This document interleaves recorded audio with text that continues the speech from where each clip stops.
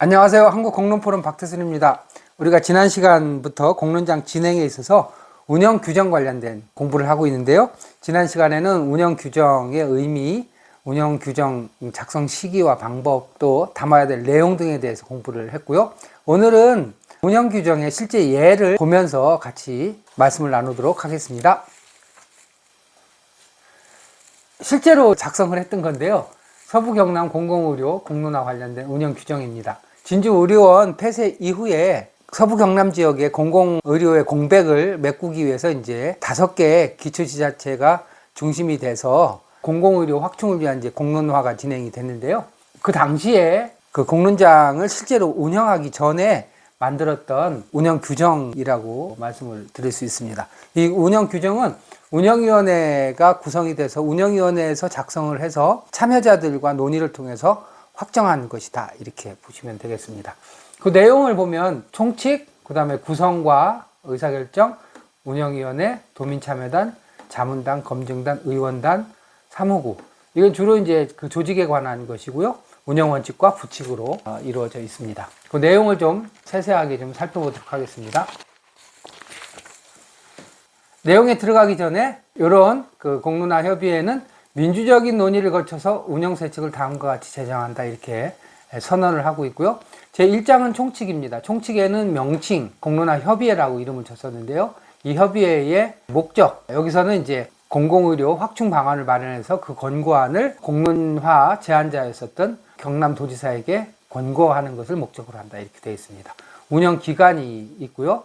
회의 장소도 구체적으로 특정을 했죠. 그래서 경남도청에서 한다, 뭐 이렇게 되어 있고요. 그 다음에 2장은 이제 구성과 의사결정에 관한 것입니다. 그래서 협의회의 구성을 어떻게 한다, 어떤 사람들이 참여한다, 그리고 인원 수에 대한 것까지도 얘기를 하고 있고, 여기서는 이제 운영위원회가 운영을 담당했었는데 운영위원회의 구성, 위원장, 대변인, 그리고 운영위원회와 같이 자문단, 검증단, 의원단, 사무국 등을 구성할 수 있는 내용을 담고 있습니다. 그리고 이제 의사결정 방식에 대해서 정리를 해놨는데요. 의사결정은 합의를 원칙으로 하되 합의가 어려운 경우에 참석의원 과반수의 찬성을 얻어야 한다, 이렇게 정리하고 있습니다. 그 다음에 이제 운영위원회에 관한 내용을 보다 더 구체적으로 담고 있습니다. 그래서 회의 성립, 회의 진행, 심의 안건, 의견 청취. 의견 청취는 운영위원회는 원활한 진행을 위해서 자문단이나 검증단이나 의원단으로부터 의견을 청취할 수 있도록 했고, 또 참고인을 선정해서 참여를 요청할 수 있도록 하고, 또 회의 기록에 관한 사안도 담고 있습니다. 그래서 매 회의 시 회의록을 작성하고 차기 회의에 보고하고 위원장의 난의를 받아서 관리하는 내용 등을 담고 있습니다.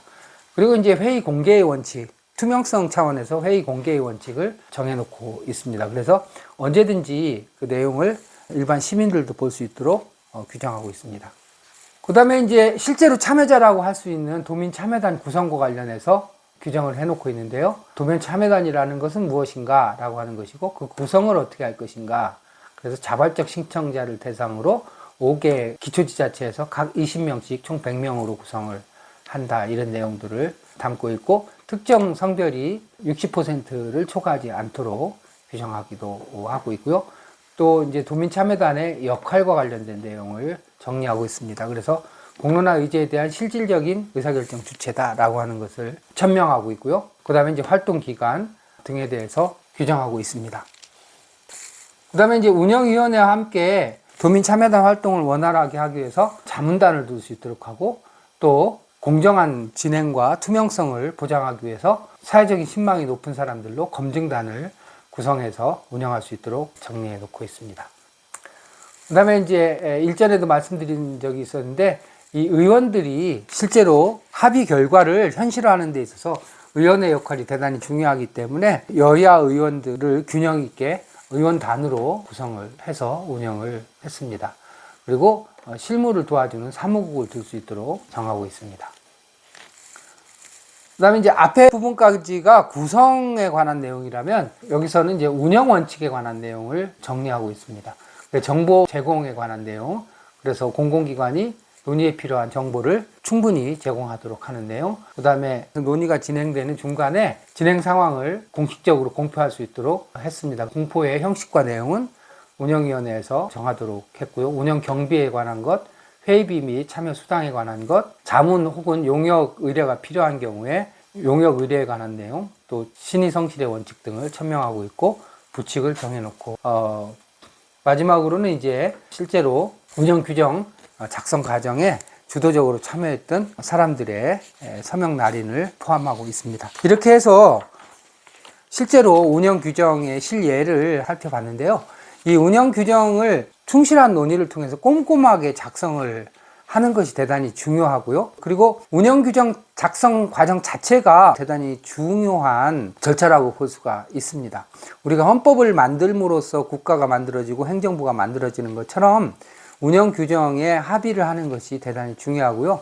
그 합의가 이루어지기까지 충분한 논의가 있어야만 되는 것이죠. 그래서 운영 규정에 관해서는 참여한 사람들이 충분히 이해하고 또 그 내용에 대해서 충분히 신뢰감을 갖고 있을 때 그 운영 규정이 말뿐인 것이 아니라 실제로 작동하고 또 논의의 효과성과 효능감을 높일 수 있는 살아있는 문건이 된다라고 하는 점을 유념할 필요가 있습니다. 유익하셨다면 구독과 좋아요 부탁드립니다. 감사합니다.